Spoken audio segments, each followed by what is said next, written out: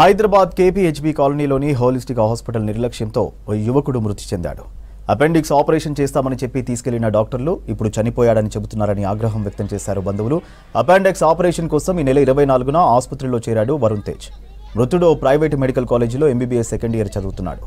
Holistic హాస్పిటల్కి చేరుకున్నారు పోలీసులు. వెంటనే హాస్పిటల్ లైసెన్స్ రద్దు చేసి ఆపరేషన్ చేసిన డాక్టర్ని అరెస్టు చేయాలని డిమాండ్ చేశారు వరుణ్ తేజ్ బంధువులు.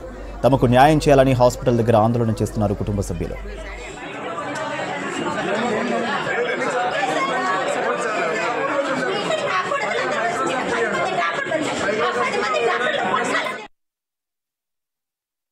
నిన్న మార్నింగ్ అపెండిసైటిస్ ఆపరేషన్ చేస్తామని లాప్రోస్కోపిక్ అని లోపలికి తీసుకెళ్ళిన తర్వాత వాళ్ళు వెయిన్ ఏదైతే ఉందో వాళ్ళు నీడిల్ ఏదైతే ఇంజెక్ట్ చేస్తారో దానివల్ల ఆర్టరీ మజిల్ అనేది బ్లడ్ ఇంజెక్ట్ అయ్యి ఆ ఇంజెక్షన్ తగలడం వల్ల మొత్తం బ్లడ్ అంతా స్పాయిల్ అయిపోయి లోపటంతా అంత మేజర్ ఇష్యూ ఇంజెక్ట్ చేరిపోయి బ్లడ్ అంతా వెయిన్స్కి అన్నిటికి వెళ్ళిపోయింది. సో దానివల్ల ఇన్ఫెక్షన్ అయ్యింది.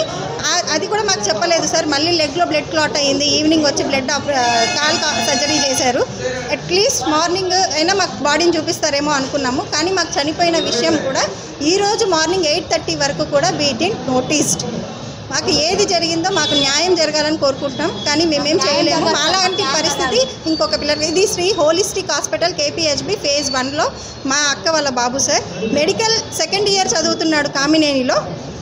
ఆ బాబుకి న్యాయం జరిగేలాగా చూడండి సార్. ఇంకో తల్లిదండ్రికి కడుపు కోత కాకుండా ఉండేలాగా చూడండి.